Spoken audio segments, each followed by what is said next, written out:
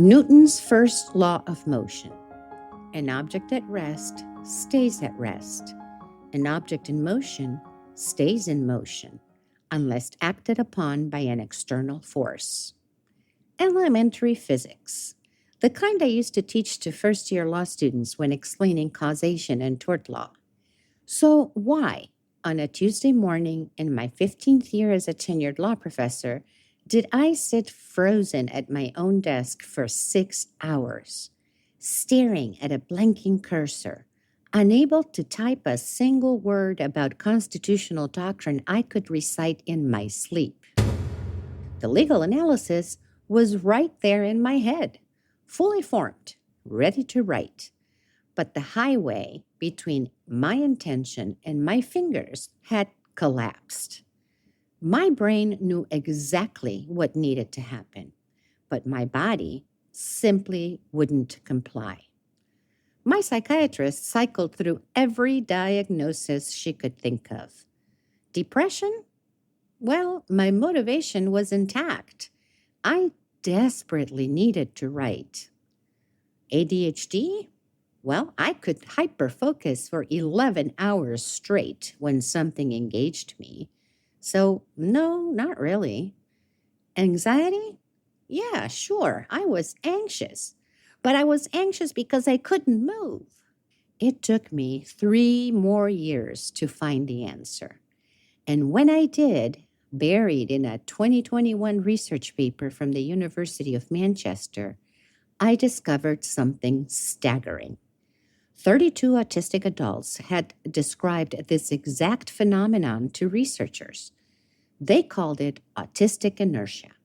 It's like being stranded in the middle of the sea with no way out except from external intervention. They identified it as one of their single most disabling experiences. And the DSM-5? The supposedly authoritative diagnostic manual for autism? It doesn't even mention it. Not even once.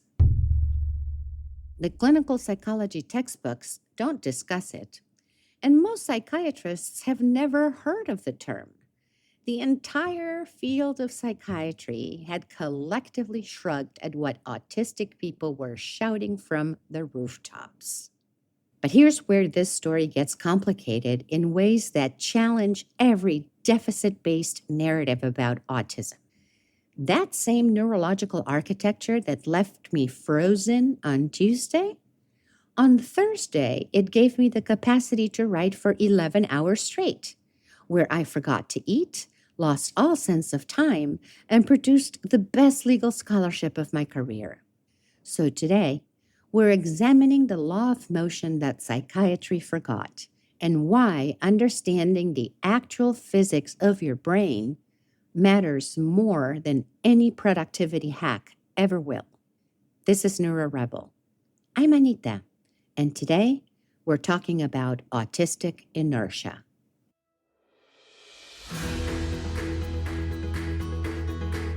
Welcome to Neuro Rebel, where we examine neurodivergence through the dual lens of rigorous research and unapologetic lived experience. I'm Anita, retired tenured law professor, Fulbright scholar, late diagnosed autistic researcher based in Mexico, and your partner in demanding better from clinical psychology. If you're new here, understand this. We don't do inspiration porn, we don't oversimplify. We examine peer-reviewed research, and we challenge medical assumptions. And we do this by centering on autistic people and autistic scholarship. And if you're returning, thank you for trusting me with 35 minutes of your intellectual life. Let's use them well. Autistic inertia. For most of my life, I had other words for it, like laziness or lack of discipline or self-sabotage or you're not wanting it badly enough. The world had plenty of moral judgments. What it didn't have was accurate neurology or the words to name it. The first formal peer-reviewed study wasn't published until 2021. Think about that. We've had fMRI technology since the 1990s. The human genome was fully sequenced in 2003. We put a rover on Mars in 2012. But it took until 2021 for researchers to systematically document and experience what autistic people have been trying to name for generations. Priorities, right? When UK researchers, led by an autistic scholar herself, finally sat down with 32 autistic adults and actually listened to their experiences, they documented 4 interconnected dimensions of this phenomenon. I'm going to walk you through each one. Not because I love taxonomies, though I confess as a former law professor, I admit I find them soothing, but because precision matters. When you can name what's happening to you, you stop wondering if you're broken and start asking, what accommodations do you need to thrive? So let's go. Dimension 1, a tendency to maintain state, whether that state is rest or motion. Here's how one participant, and let's call her Ruth, described it. And I need you to listen carefully because this sentence is doing a lot of work. She said, I can't get to the point where I'll go and do the thing because it's almost like I have to stop whatever I'm doing, whether I'm doing anything or not. Even stopping not doing anything is stopping doing something. Listen to that again in your mind. Even stopping not doing anything is stopping doing something. That is not a motivational problem. That is a state transition problem. Her state of, quote, not doing wasn't a void. It was an active state of rest with its own gravitational pull. And moving out of it required a force her system simply could not generate. Another participant said it even more plainly. She said, sometimes I end up just sitting and not doing anything when I really want to be reading a book that is right next to me. The book is right there. The desire is present. The knowledge of how to read it is intact, but the action doesn't happen. This is where neurotypical people's faces go blank. They literally cannot compute how I want to plus I know how to doesn't automatically equal to I do or I will. Dimension 2, lack of voluntary control. Participants here were emphatic about this point of lack of voluntary control.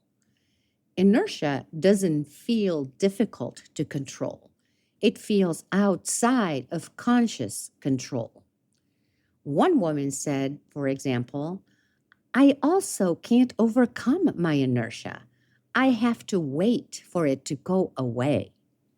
Another one described it as, I just don't feel like I have control over what I'm doing necessarily. I feel like I'm coaxing myself through things, like I have to push myself or talk to myself through things. So coaxing yourself through things sounds like you're trying to negotiate with a separate entity that happens to inhabit your body. That's not executive dysfunction as clinicians typically understand it, where you struggle but can eventually override the difficulty. This is a fundamentally different relationship between intention and execution. Dimension 3, the first step fractures. This one manifested in 2 opposite but equally paralyzing ways. Some people simply couldn't break tasks down. They would look at make dinner and see an incomprehensible whole they could not parse into steps. Others went in the opposite direction. They would over-segment until paralyzed by granularity. One participant described it perfectly. She said, I can cook, but a lot of the time I buy the ingredients and I never cook anything because it gets too complicated in my mind. So she knows how to cook. The procedural knowledge is intact, but the execution pathway fractures under the weight of too many micro decisions. It's like having a GPS that gives you directions down to the centimeter. Turn 3.7 degrees left. Take 247 steps. Adjust posture 2 millimeters. By the time you've processed step 1, you've forgotten why you were going anywhere in the first place. Dimension 4. When mind and body divorce. A subset of participants described something even more striking. And this is where the research starts sounding like what psychiatry might diagnose as catatonia. There are 3 characteristics. First, physically unable to move. It's not struggling to move, but actually frozen in place. Then there is altered awareness. And people describe it as being disconnected from their bodies, stuck in their minds, experiencing time distortion or complete cessation of thought. And then there's passivity. One woman said, sometimes I'd be like, oh, I want to read. And then it's 3 hours later and I haven't moved. 3 hours, fully conscious, wanting to act, but unable to move. Across the board, these adults identified inertia as one of their most disabling autistic traits. Australian researchers replicated these findings 2 years later. One person told them, I think I kind of sum it up as my life probably being a lot smaller and less than I would like it to be. And yet, the DSM-5 has 0 mentions of autistic inertia. Clinical training programs don't teach it. Most psychiatrists I've talked to have never even heard of it. This isn't an oversight. This is what happens when diagnostic criteria are built by observing autistic children in clinical settings rather than listening to autistic adults describe their internal experiences. You cannot observe the internal experience of being stranded at sea. From the outside, it just looks like someone sitting, doing nothing. And in a medical system that privileges what clinicians can see over what patients report, entire dimensions of human experience get erased. Now, intellectual honesty requires me to say this clearly. The formal research base here is thin. We have 2 major qualitative studies with adults, one with youth, theoretical frameworks, and extensive community-generated knowledge. We don't have neuroimaging studies, we don't have large-scale quantitative data, and we don't have longitudinal research. We barely have any studies from non-English speaking contexts. What we do have is dozens of autistic people across continents, across age ranges saying, hey, this is real, this is disabling, and this is something you should be listening to. Are you listening yet? Sometimes the best science starts not with brain scans, but with people insisting their experience be taken seriously in its full complexity. So let's talk about what that full complexity actually looks like. Let me show you what inertia actually feels like across its entire spectrum. Not abstractions, but lived phenomenology. Part 1, the invisible force field, or what we call rest inertia. Picture this. You're on your couch, You desperately want to shower before meeting your closest friend at a cafe you've been looking forward to all week. You can visualize every step. Stand up, walk 15 feet to the bathroom, turn the dial, feel hot water on your skin, and you can practically smell the soap. But you can't move. Not won't, can't. Your mind is active, aware, increasingly frantic. You're problem solving. You're making contingency plans. You're experiencing mounting anxiety about being late. But there's this barrier, invisible, immovable, between your intention and your body's compliance. A 14-year-old boy described it like this. It kind of feels like my blanket weighs 500 pounds and it's weighing me down. I can't move.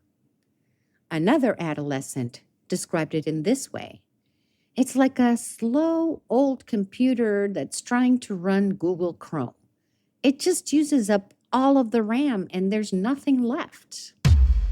It's not depression. In depression, you often don't want to do things.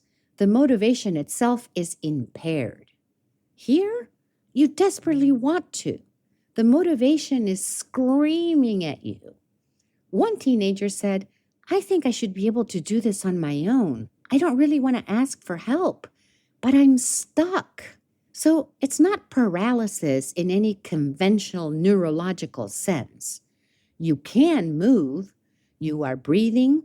Your heart is beating. You could move if the building caught on fire. So the system isn't broken. It's just not accepting your password. One participant described it as being stranded in the middle of the sea and nothing exists anymore. There is no past, no present, nothing to do, and no way out except from external intervention, which is a hell of a thing to experience when you're just trying to take a shower. Part 2, the river current, or what's also known as motion inertia. Now, on the other side, same physics, opposite manifestation. Think about this. It's 10 p.m., you sat down after dinner to quickly organize last month's photos. Just a 15-minute task before bed, you told yourself. And it's now 3 o'clock in the morning. You have reorganized your entire digital archive going back 7 years. You've created 3 new taxonomic systems. You've color-coded, tagged, cross-referenced. Your back aches, your eyes burn. You haven't eaten, and you desperately need to sleep. You have to go to work in 4 hours, but you can't stop. It's not that you're having trouble stopping. You're actually unable to disengage. Your brain has momentum. The task has captured you. And finding the off-ramp requires force you don't currently possess. One participant said it perfectly. I have 2 modes. I have can't stop and can't start. And there's nothing in between. I'm either go, go, go, or I can't move. 2 sides of the same coin. Same neurology, different contexts. This is where something called monotropic attention theory becomes useful. Autistic scholars proposed that autistic cognition tends to have fewer but more intensely focused attention tunnels, like a spotlight, rather than diffuse multitasking attention. It's more like a floodlight. And the superpower version, we can achieve extraordinary depth of focus and expertise. But here's the collision with reality version. Once we're in that focused state, switching requires enormous cognitive force. It's not stubbornness. It's not special interest obsession. It's that our attentional architecture operates according to different physics. Newton's first law again. An object in motion stays in motion unless acted upon by an external force. When your attentional system has gained momentum, stopping requires intervention your own neurology might not be able to generate, which is inconvenient when the world expects you to switch tasks every 8 minutes like some kind of cognitive hummingbird. And there's part 3, or what's called escape velocity. This is when inertia becomes a state of flow. Now, here's where we have to resist every urge to frame inertia purely as a deficit. Because when Australian researchers specifically ask autistic adults about the positive sides of motion inertia, the entire disability narrative fractured. Listen to how people described motion inertia when it aligned with meaningful work. They said, "It's the most amazing feeling in the world. My mind is in a state of flow. The exclusive focus on that end goal to the exclusion of all else. It feels wonderful. A lot of joy. Incredibly productive. I am so engrossed."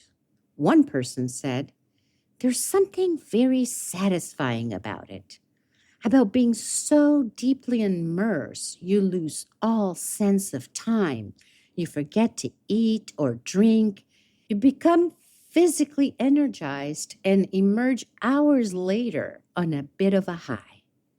This is not, and I cannot stress this enough, this is not romanticizing disability. This is recognizing that the same neurological architecture that leaves us frozen when we need to shower also enables deep, sustained creative focus that neurotypical cognition literally struggles to access. The disability isn't in the neurology itself. The disability emerges when we are forced into tasks that don't engage our monotropic attention, or we lack environmental support that bridges attention and action, or we're interrupted mid-flow by neurotypical productivity demands, or when we are pathologized for operating according to different temporal physics. A world designed around our actual neurology wouldn't call this inertia. It would call it depth. It would structure work around sustained focus cycles rather than artificial 8-hour days with constant task switching.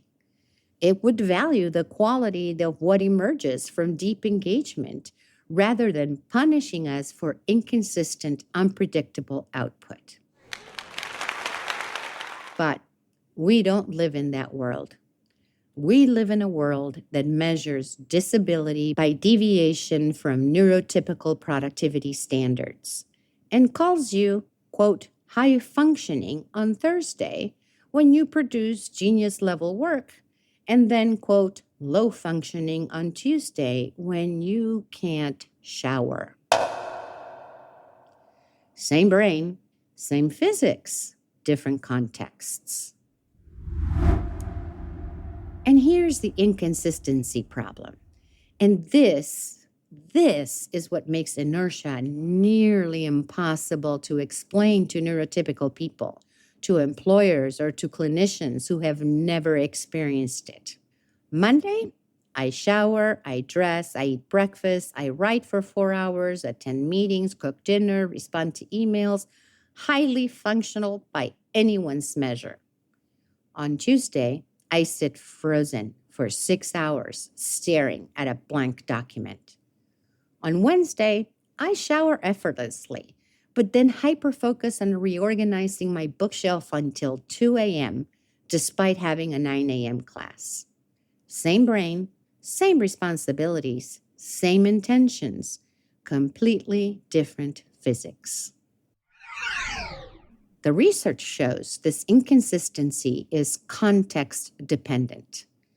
Inertia is easier to manage in public settings with external structure, scheduled activities, and other people present.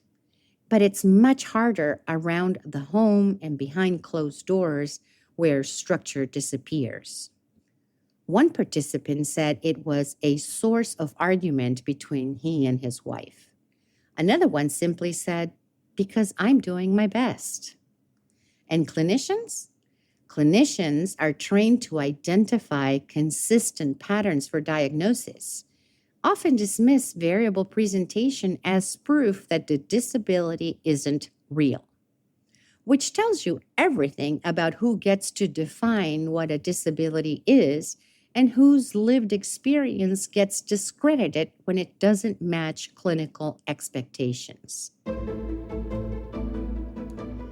So why does psychiatry keep missing this? So let's talk about why the DSM-5, supposedly the authoritative text on autism, doesn't mention the experience that autistic people across continents, across age ranges, consistently identify as their most significant and their most disabling. This isn't accidental. This is structural. And it reveals everything about how psychiatry was built and who it was built to serve. First, there is the observational bias. The DSM's autism criteria were developed primarily through behavioral observation of autistic children in clinical settings, and white children at that. Researchers watched. They coded behaviors, they identified patterns visible from the outside. Social communication differences, observable. Repetitive behaviors, observable. Restricted interests, observable. Sensory responses, also observable. The internal experience of being unable to initiate action despite clear intention, not observable. The cognitive experience of being unable to stop despite desperately needing to, also not observable. And the phenomenology of inconsistency, you guessed it, not observable. Inertia is fundamentally an internal experience. It requires listening to autistic people describe what is happening in their minds and bodies. It requires taking phenomenological reports seriously as data, but the DSM framework privileges behavioral observation over self-report. It trusts what clinicians see more than what autistic people say. And when autistic adults say, hey, I'm not lazy, I am experiencing inertia, and clinicians who have never heard of the term respond with, well, have you tried making a schedule? We see exactly how this observational bias fails. When autistic youth describe feeling like a blanket weighs 500 pounds, and clinicians translate this into he is refusing to get out of bed, phenomenology gets erased and replaced with moral judgment. And then there's the productivity pathology. Because it's not just diagnostic categories. It's the entire framework of how we understand functionality in a system that measures human worth by economic output. If you can't produce consistently, if your output is variable, if you need 3 days of hyperfocus followed by 2 days of rest, you are categorized as dysfunctional, regardless of the quality or innovation of what you do produce during those 3 days. Autistic inertia is disabling, partly because it's neurological, and partly because we live in a world that requires consistent, predictable, sustained productivity on a schedule determined by neurotypical cognitive rhythms. Imagine a work culture that said, this person produces brilliantly, but operates according to different laws of motion. They need external scaffolding to bridge intention and action on low engagement days. They need flexible schedules that accommodate hyperfocus cycles. They need protection from interruption during flow states. And we value the depth of their work more than the consistency of their availability. But we don't have that culture. We have a culture that calls you lazy when you can't move and undisciplined when you can't stop. And then there are the voices we are not hearing. Here's something the adult-focused research initially missed.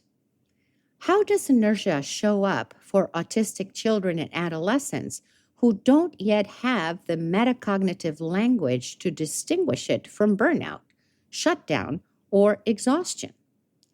When researchers actually asked autistic youth between the ages of 8 and 18, they found something fascinating.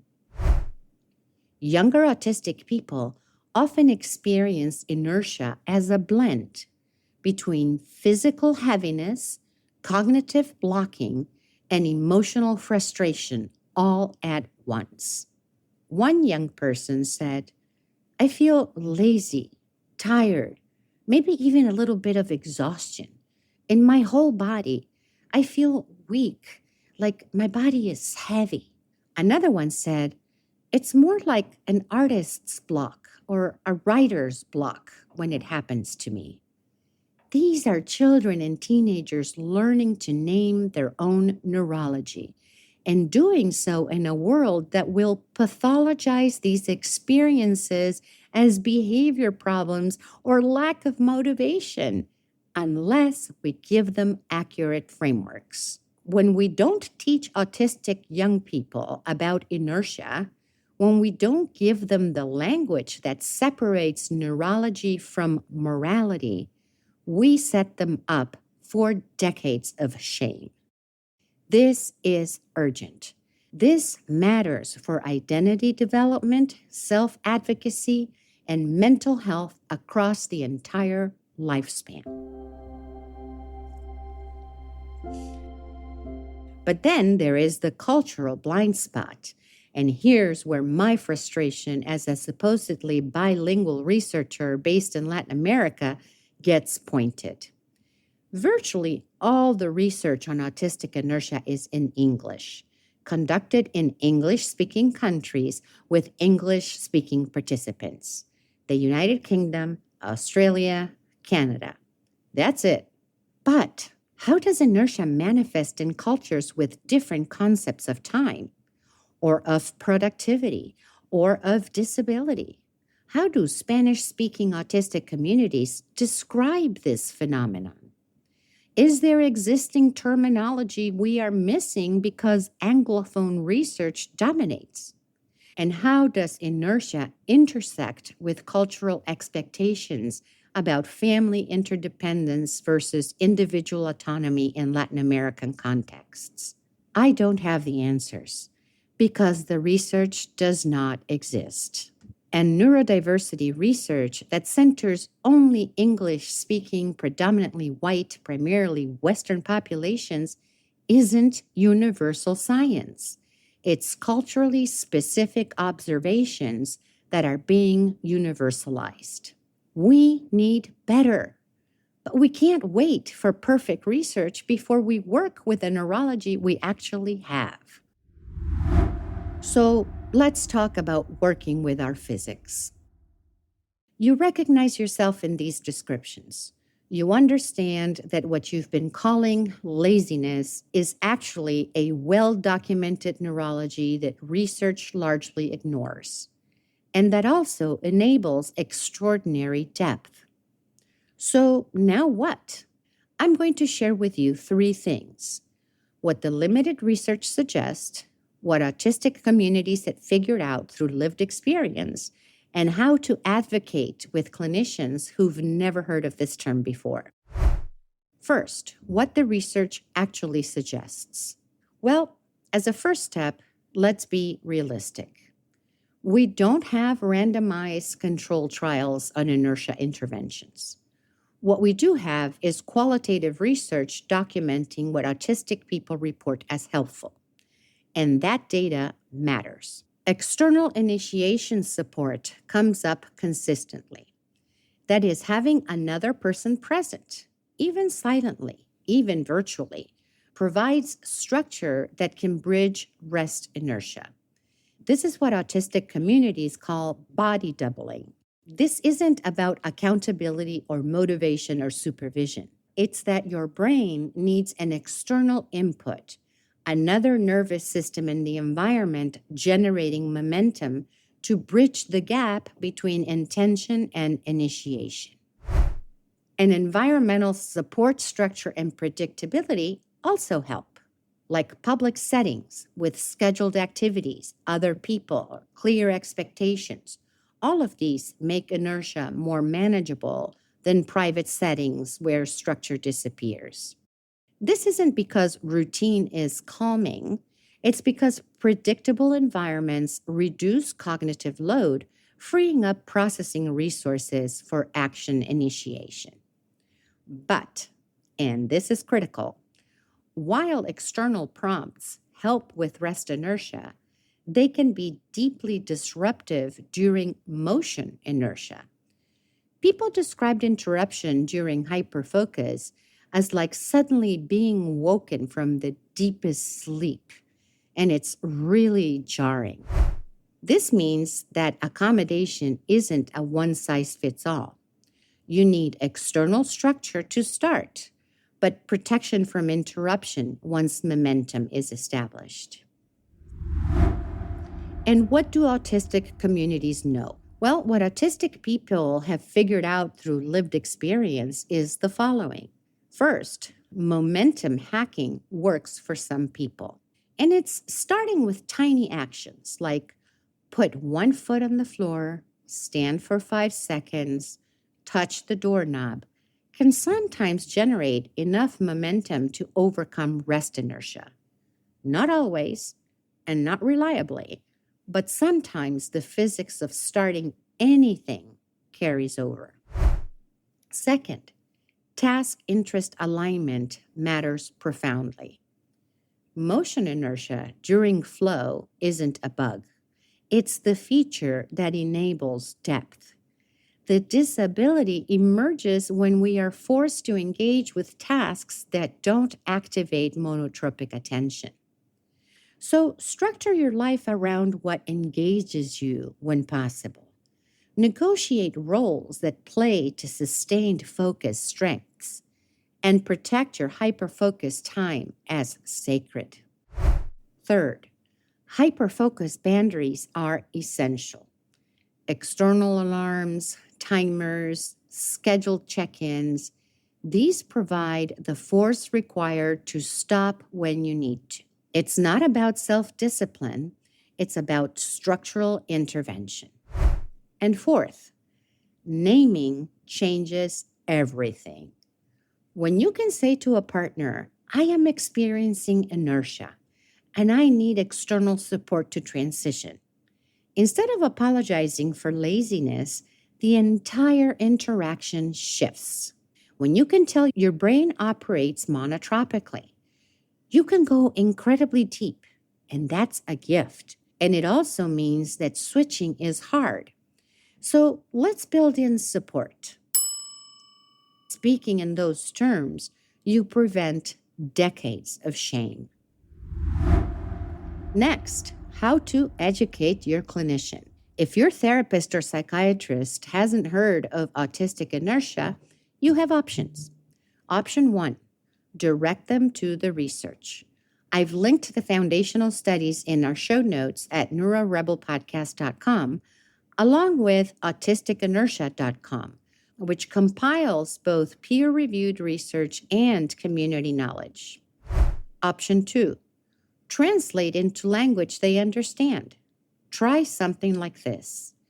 I am experiencing severe executive dysfunction with action initiation and task switching that doesn't follow typical ADHD patterns.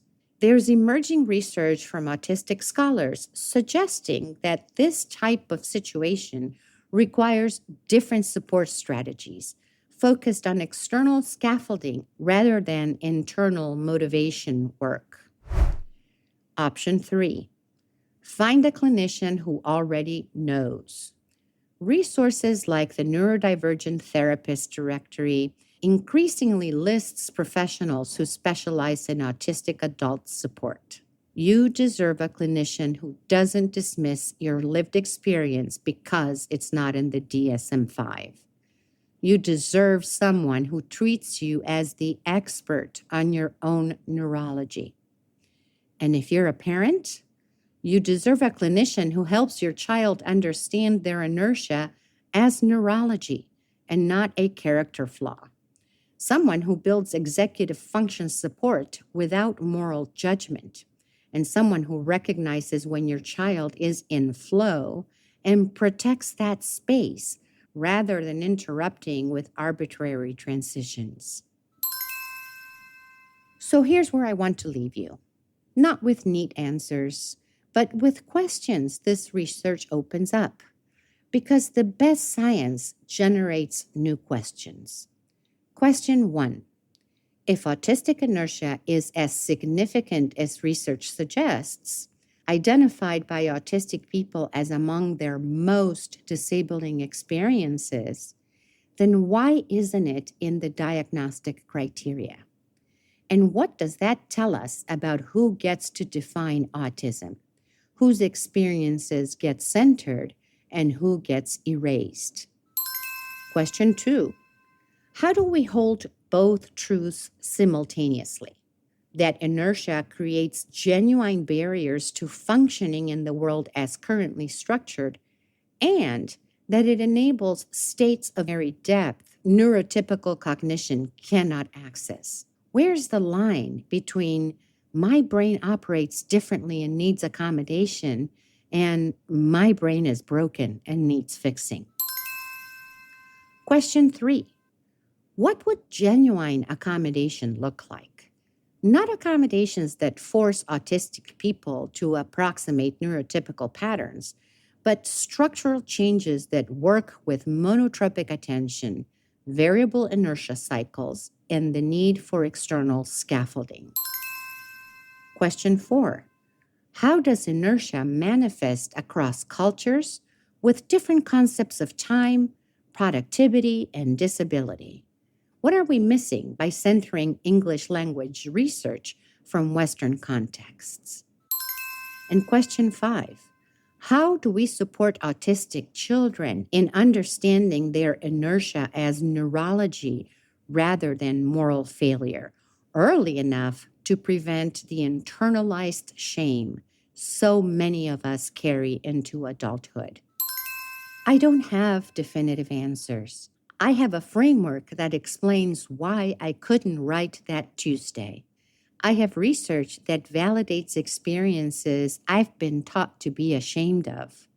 And I have a way of understanding myself that doesn't begin with, what's wrong with me, but with, what laws of motion am I operating under, and how can I work with them?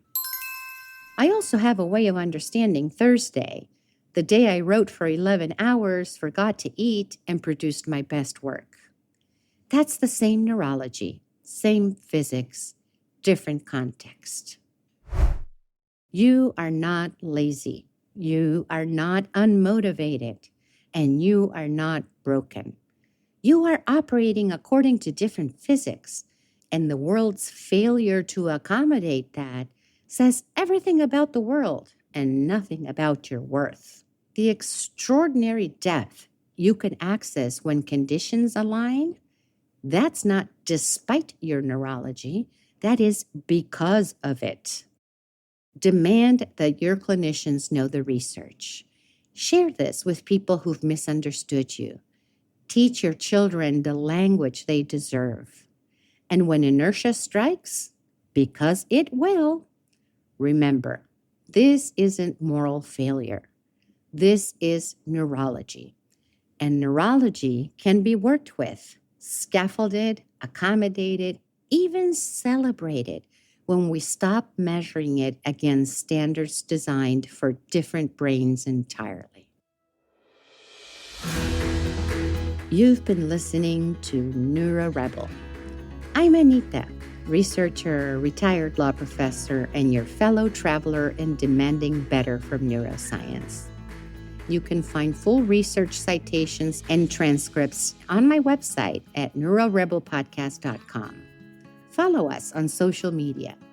And if this helped you understand yourself or someone you love more clearly, share it. Not for algorithmic visibility, though we'll take it, but because someone in your network desperately needs to hear they're not lazy, they're experiencing documented neurology.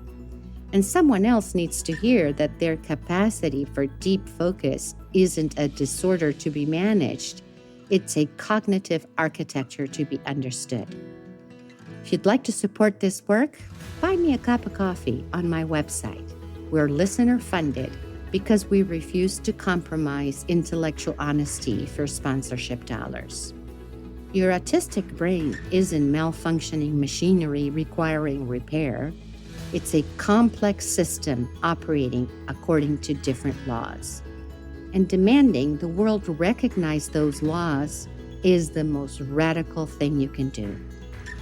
Until next time, question everything, trust autistic voices, and never apologize for your physics.